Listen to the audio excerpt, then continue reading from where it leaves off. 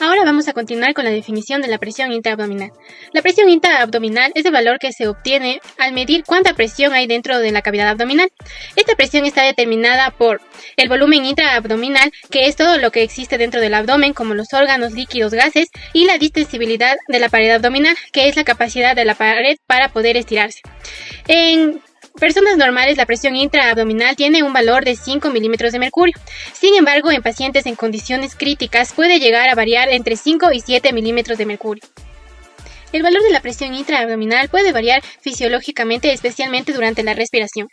El diafragma es un músculo en forma de cúpula que separa el tórax del abdomen. Cuando inspiramos se contrae y desciende, aumentando el volumen del tórax y permitiendo que el aire entre. Pero al momento de bajar comprime los órganos abdominales que están en un espacio limitado. Esto genera un aumento leve pero fisiológico de la presión intraabdominal, normalmente entre 1 a 3 milímetros de mercurio durante la inspiración. ¿Por qué sirve este aumento fisiológico? Esto es clave ya que estabiliza el tronco al momento de caminar o levantar algún peso, favorece el retorno venoso al corazón y además facilita la micción, la defecación y el parto. Ahora bien, la elevación de la presión intraabdominal puede elevarse de forma anormal por dos mecanismos principales. El primero es el aumento del contenido dentro del abdomen. Esto ocurre cuando algo llena o expande el espacio intraabdominal. La presión va a aumentar porque el abdomen es un compartimento que se encuentra cerrado. Esto va a ocurrir principalmente cuando existe un sangrado interno por un trauma o la ruptura de un órgano o cuando existe ascitis masiva. También va a darse por la disminución de la distensibilidad de la pared abdominal. Esto ocurre porque la pared abdominal va a perder su capacidad de expandirse. Cualquier volumen normal dentro del abdomen también puede provocar el aumento de la presión intraabdominal. Esto puede ocurrir cuando existe una contractura o un espasmo en la musculatura abdominal. Como resultado de estos dos mecanismos va a ocurrir la hipertensión abdominal, que esto ocurre cuando la PIA supera los 12 milímetros de mercurio. Si la presión sigue aumentando sin control, puede progresar a un síndrome compartimental abdominal, donde los órganos como el riñón, hígado, intestino e incluso el corazón se ven afectados por la compresión y la mala perfusión. Ahora tenemos las indicaciones para la medición de la presión intraabdominal. La medición de la presión intraabdominal está indicada en pacientes con alto riesgo de desarrollar hipertensión intraabdominal o síndrome compartimental abdominal. Dentro de estas se encuentran pacientes politraumatizados, postoperatorios de cirugía abdominal compleja, traumatismos abdominales cerrados o abiertos, pancreatitis aguda, peritonitis, empaquetamiento abdominal, ilioparalítico, trasplante hepático, falla multiorgánica y pacientes que han recibido grandes volúmenes de líquidos intravenosos. Bien, dentro de las contraindicaciones vamos a tener contraindicaciones absolutas, en las cuales se encuentran el hematoma retroperitoneal o pélvico y también la vejiga neurogénica, en la cual existe el riesgo de medición inexacta o daño vesical. Dentro de esto están las contraindicaciones relativas, la cual se encuentran mujeres embarazadas, obesidad y también personas que presentan ascitis. Ahora, estas condiciones pueden alterar la precisión de la técnica intravesical por aumento de presión basal o dificultad de acceso. También se menciona como contraindicación relativa el trauma uretral debido al riesgo de agravar lesiones en la uretra al manipular la sonda vesical. Listo, ahora vamos a hablar sobre los métodos para la medición de la presión intraabdominal. Bueno, la presión intraabdominal se puede medir utilizando tanto métodos directos como indirectos. Estos van a ser según la condición del paciente, el entorno clínico y la disponibilidad de recursos. Bueno, los métodos directos. Este implica la introducción de un dispositivo directamente en la cavidad abdominal para poder así medir la presión real. Entre estos dispositivos se incluyen aquí lo que son las cánulas metálicas, agujas gruesas o catéter peritoneales. Estos van a estar conectados a un manómetro con solución salina al 0.9%. Incluso, durante las cirugías laparoscópicas, el insuflador de CO2 permite monitorear la PIA. Aunque estos métodos son precisos, tienden a ser invasivos y complejos. Aquí tenemos los métodos indirectos. Estos métodos estiman la presión intraabdominal a partir de la presión en órganos que reflejen los cambios dentro del abdomen. Esta es preferida porque es menos invasiva y tiene una facilidad de uso. Aquí tenemos Tenemos aquí la medición por presión intragástrica. Este es un método indirecto, el cual vamos a utilizar una sonda nasogástrica o una gastrostomía. Aquí se va a introducir una solución y se mide por medio de esta la presión en el estómago como una estimación indirecta a la presión intraabdominal. Aunque es útil, su precisión es menor que otros métodos. Aquí también tenemos lo que es la medición a través de la vena cava inferior.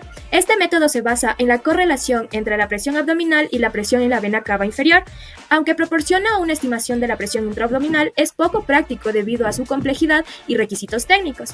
Aquí es mucho más frecuente que se realice en la... Aquí tenemos otro método indirecto. Aquí está la medición por presión intravesical. Este es el método preferido a nivel mundial porque es rápido, seguro y tiene un costo reducido. Aquí se utiliza una sonda Foley a la que se va a añadir solución salina y se conecta a un manómetro. Las mediciones de esta se van a realizar con el paciente en decúbito supino, permitiendo un monitoreo continuo con alta precisión. Durante la medición vamos a colocar al paciente en decúbito supino sin moverse ni hacer fuerza. La presión se mide tomando como referencia la línea media axilar a la altura de la cresta ilíaca y sínfisis del pubis. Este método permite detectar la hipertensión abdominal antes de que cause daños mayores. Les voy a presentar los materiales para la medición de la presión intraabdominal por sonda vesical o por presión intravesical. Necesitamos lo que es guantes estériles, un campo estéril, gasas estériles, sonda vesical tipo Foley de calibre 14 y 16, bolsa recolectora de orina con sistema cerrado, una jeringa de 50 ml estéril, unas llaves de 3 días, salina del 0.9% estéril, equipo de venoclisis, una regla milimetrada o un transductor eléctrico, pinza tipo Kelly para clampear el sistema, rotulador y hoja de registro, material de asepsia, solución yodada o alcohol antiséptico al 70%. Muy bien, ahora vamos a hablar de la técnica de medición de la presión intraabdominal. Primero que nada debemos preparar al paciente. El paciente debe estar en un estado de reposo con la vejiga vacía y la sonda vesical tiene que ya estar instalada. Esto se debe evitar cualquier tipo de actividad o estímulo que incremente la presión abdominal, como ya sea la tos o el dolor. El entorno debe ser tranquilo y se debe utilizar la técnica antiséptica durante todo el procedimiento para evitar infecciones urinarias. Además se debe detener el drenaje urinario durante la medición. Bueno, ahora vamos a ver la posición del paciente. La posición del paciente debe colocarse en decúbito supino horizontal, con los brazos a los lados del cuerpo, sin almohadas y con el abdomen relajado. Esta posición es estándar ya que evita cualquier tipo de alteración artificial de la presión. A su vez también la medición debe realizarse al final de la expiración, donde la presión es más estable y fiable. Bueno, para el volumen de la instilación vesical, para que esta sea más precisa, se tiene que administrar 25 ml de solución salina estéril en la vejiga mediante la sonda vesical. Este volumen es el recomendado por las guías internacionales, ya que va a evitar la sobredistensión de la vejiga, ya que esto puede generar una lectura elevada y tampoco va a ser fisiológica. Los volúmenes superiores de 50 ml han demostrado sobreestimar la presión intraabdominal. A su vez también la presión debe medirse tomando como referencia la línea media axilar a nivel de la cresta ilíaca o alternativamente la línea media a nivel de la sínfisis del pubis. El transductor debe colocarse a este nivel, ya que es el punto cero anatómico que garantiza la correcta transmisión de la presión vesical. La presión intraabdominal se deberá contar con una sonda vesical de 3 vías. En una derivación se conecta el PVsímetro y en la otra el sistema recolector de orina. Posicionaremos a nuestro paciente en decúbito supino y pinzaremos el sistema de drenaje. Posteriormente instilaremos 25 ml de solución salina y esperaremos de 30 a 60 segundos para realizar la medición. Mientras transcurre el tiempo, se deberá de llenar el PVsímetro aproximadamente con 25 centímetros de agua para posteriormente colocarlo en el punto cero, el cual será en la cresta ilíaca a nivel de la línea media axilar. Abriremos la conexión únicamente del sistema medidor o el PVsímetro hacia la sonda vesical y esperaremos a que descienda la solución para determinar la presión intraabdominal. Recuerda que un centímetro de agua es igual a 0.735 milímetros de mercurio, por lo que el resultado de tu medición deberá ser multiplicado por esta cifra para determinarla en milímetros de mercurio. Bueno, ahora vamos ya a interpretar los valores. ¿Cómo vamos a interpretar? Como ya explicaron mis compañeras, la presión intraabdominal normal en adultos es de 5 a 7 miligramos de mercurio. En pacientes críticos se considera tolerable hasta 10 milímetros de mercurio, cuando la presión es igual o superior a 12 milímetros de mercurio. Se habla ya de una hipertensión intraabdominal, lo que se requiere monitoreo continuo.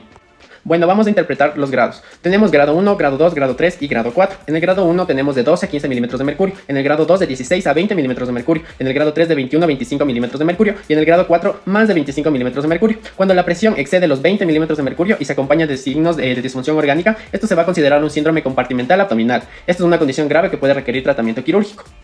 Bueno, ahora vamos a hablar de la clasificación de la hipertensión intraabdominal. Esto va a ser según la duración de los síntomas. Tenemos la clasificación que es hiperaguda, aguda, subaguda y también crónica. La hiperaguda va a ser de corta duración, de minutos o segundos, como por ejemplo las maniobras de Valsalva, reír, toser o hacer ejercicio físico. A su vez también tenemos la aguda, que esta va a aparecer o se va a mantener durante horas, como por ejemplo en los casos de traumas o hemorragias abdominales. Esta generalmente suele progresar a síndrome compartimental abdominal. Ahora también tenemos la subaguda. Esta va a ocurrir a los pocos días, principalmente en pacientes que se complican. Estas generalmente pueden ser en pancreatitis aguda, grave o incluso en el choque séptico. A su vez también tenemos la crónica. Esta permanece durante meses o años. No ocasiona síndrome compartimental, pero puede empeorar y si hay causas agudas o subagudas. A su vez también esta puede ser causada por la obesidad, embarazo o incluso tumores abdominales. Continuamos con la frecuencia de medición y monitoreo continuo. La presión intraabdominal debe ser medida de forma regular en pacientes críticos con factores de riesgo que puedan desarrollar hipertensión intraabdominal o síndrome compartimental abdominal, así como aquellos que presentan signos clínicos de hipoperfusión sin causa evidente. La frecuencia de medición depende del estado clínico del paciente. Primero tenemos en pacientes estables que se recomienda la medición de cada 6 a 8 horas. Luego tenemos de pacientes con una PIA mayor a 12 milímetros de mercurio. Aquí se recomienda la medición de cada 4 a 6 horas. En pacientes con valores superiores o deterioro clínico, la frecuencia puede aumentar hasta cada 1 a 2 horas. En situaciones críticas o inestables, se puede optar por un monitoreo continuo a través de sistemas automatizados conectados al catéter vesical, los cuales van a permitir una vigilancia sin necesidad de realizar el procedimiento manual respectivamente. Seguimos con los cuidados de enfermería. Antes de la medición, debemos evaluar al paciente, controlar signos vitales, observar distensión abdominal y dolor o signos de hipoperfusión. Debemos verificar la indicación médica y la colocación correcta de la sonda Foley. Debemos informar al paciente sobre el procedimiento para así reducir su ansiedad y favorecer su colaboración. Vamos a posicionar al paciente en decúbito supino con la cama a 0 grados alineado correctamente. Vaciamos la vejiga si está llena y comprobamos que no haya residuos presionando suavemente el hipogastrio. Preparamos el material con técnica estéril: guantes, jeringa, solución salina, llave de 3 vías, sistema cerrado.